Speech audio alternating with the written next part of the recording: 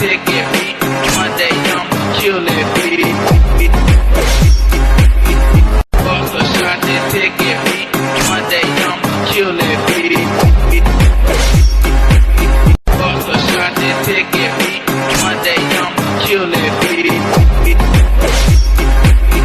fuck a shot, then take it, one day I'ma kill it, fuck a shot, then take it, one day I'ma kill it.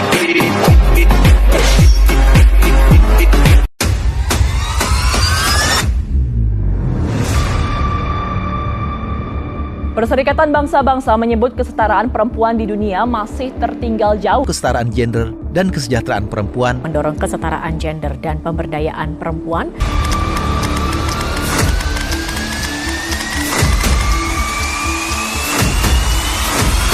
Dalam wawancara dengan tim VOA, Menteri Pemberdayaan Perempuan dan Perlindungan Anak mengatakan kesetaraan perempuan di tanah air bahkan masih menjadi pekerjaan rumah yang panjang.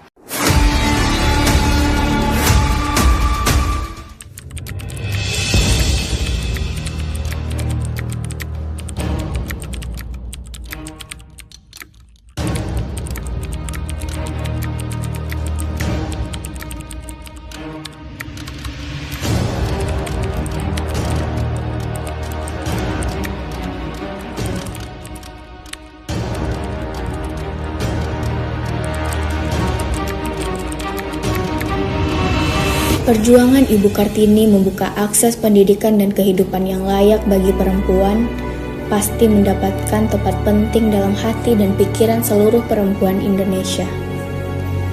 Perjuangan Ibu Kartini sudah lebih dari 1 abad, tapi masih sangat relevan sampai sekarang. Isu kesetaraan gender bukan hanya isu perempuan saja. Kita semua, perempuan, laki-laki, berbagai organisasi, dan institusi mempunyai tanggung jawab untuk hal ini. Kesetaraan gender adalah masalah yang nyata dan serius. Perempuan memiliki potensi yang sangat besar, tetapi masih banyak ketimpangan dari berbagai dimensi. Mau itu support, akses, kesempatan yang menjadikan kontribusinya tidak optimal. Kesetaraan gender ini dapat berdampak signifikan bagi perempuan. Contohnya saja, perempuan rentan menjadi korban kekerasan fisik maupun non-fisik, seperti pemukulan, penyiksaan, dan pemerkosaan. Dalam berkarir, perempuan juga memiliki resiko lebih untuk diputus hubungan kerja dan kehilangan mata pencaharian. Salah satu indikasinya, jumlah angkatan kerja perempuan 25% lebih rendah daripada laki-laki. Perempuan seringkali dibedakan dalam pembayaran upah, bahkan rentan pelecehan dan kekerasan. Perempuan juga sering menanggung beban ganda dalam rumah tangga.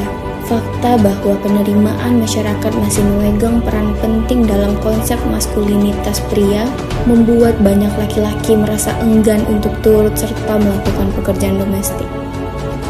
Laki-laki seakan dituntut oleh lingkungan untuk mempertahankan sisinya sebagai pihak yang lebih superior daripada perempuan di rumah, sedangkan pekerjaan rumah dianggap sebagai pekerjaan inferior. Sehingga tugas-tugas rumah tangga lebih cocok dikerjakan oleh perempuan. Padahal pekerjaan rumah seperti mencuci piring, menyetrika pakaian, memasak, seharusnya dapat dilakukan oleh siapapun karena merupakan kemampuan dasar manusia. Seharusnya agar bisa hidup berdampingan dengan nyaman dan setara, kita dapat saling bekerja sama, dimulai dari lingkungan sosial terkecil, yakni keluarga, untuk membagi pekerjaan domestik secara adil. Ketidaksetaraan gender di Indonesia disebabkan oleh budaya patriarki yang telah lama melekat dalam budaya Indonesia, menempatkan laki-laki sebagai superior dan mendominasi perempuan. Pola pikir masyarakat yang mengkerdilkan kemampuan perempuan membuat perempuan sulit mendapatkan posisi-posisi strategis dimanapun berada. Perempuan cenderung memiliki lebih sedikit peluang untuk mengembangkan potensi mereka dan memperoleh kemandirian ekonomi jika tidak mendapatkan akses pendidikan yang sama dengan laki-laki. Masalah gender adalah isu yang sistemik. maka kita harus bekerja sama dalam mematahkan asumsi serta persepsi yang mengkerdilkan perempuan. Kesetaraan gender harus dipandang sebagai sebuah fondasi wajib untuk mewujudkan dunia yang damai, makmur, dan berkelanjutan. Mari kita berpartisipasi dan berperan aktif dalam melanjutkan perjuangan Ibu Kartini demi memperjuangkan kesetaraan gender agar perempuan Indonesia bisa semakin berdaya. Video-video tadi adalah potret ideal. Namun, bagaimana realitanya untuk isu kesetaraan gender di lingkungan Pemprov DKI Jakarta? Kami dari kelompok 4A mengidentifikasi 3 masalah kesetaraan gender. Yang pertama, masalah pertama adalah ketimpangan jabatan-jabatan struktural. Masalah kedua adalah stereotip peran gender. Masalah ketiga, keterbatasan fleksibilitas kerja berbasis digital. Dari identifikasi ketiga masalah tersebut, didapatkan 3 isu. Yang pertama yaitu belum optimalnya kesetaraan gender dalam manajemen karir dan pengembangan kompetensi ASN di lingkungan instansi. Yang kedua, belum optimalnya pembagian pekerjaan ASN yang didasari pada kompetensi dan kemampuan individu. Dan yang terakhir, belum optimalnya pemanfaatan teknologi fleksibilitas waktu kerja ASN. Dengan skor tertinggi, 4 sangat tinggi, 3 tinggi, 2 cukup, dan 1 rendah.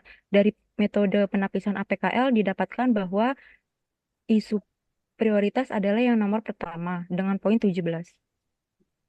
Untuk mempermudah pemahaman saat presentasi atau penyusunan laporan, kita juga memperjelas detail dari masing-masing sirip tulang ikan. Yang pertama yaitu yaitu manusia, yaitu adanya stereotip gender yang melekat pada pengambilan kebijakan. Kemudian yang kedua ada metode akar masalahnya yaitu penugasan kerja dan pola promosi jabatan dalam manajemen ASN belum sepenuhnya sensitif gender. Yang ketiga masalah teknologi yaitu pemanfaatan teknologi smart ASN yang belum dioptimalkan.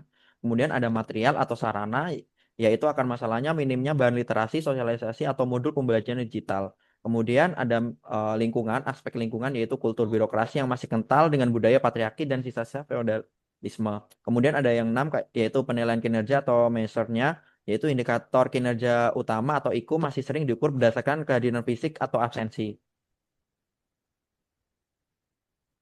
Selanjutnya kami memberikan juga solusi alternatif dan solusi terpilih dari perspektif Smart ASN. Solusi alternatif yang pertama yaitu melakukan kampanye mindset shift melalui edutainment digital. Yang kedua yaitu sistem pengarsipan penugasan berbasis data. Dan yang menjadi solusi terpilihnya yaitu implementasi smart merit system terintegrasi dan kebijakan digital workplace flexi time. Kemudian untuk dampak utamanya, seleksi lebih adil, penugasan lebih transparan, dan fleksibilitas kerja lebih inklusif. Kesimpulan dari kelompok 4 yaitu, kesetaraan gender bukan tentang siapa menandingi siapa, tentang kolaborasi. Saat perempuan mampu memimpin di lapangan dan laki-laki tidak ragu berbagi beban di rumah, disitulah birokrasi kelas dunia akan tercipta. Mari menjadi smart ASN yang inklusif, adaptif, dan berkeadilan. Kami, Anda, kita semua pilar kesetaraan bangsa. Terima kasih. Terima kasih. Terima kasih.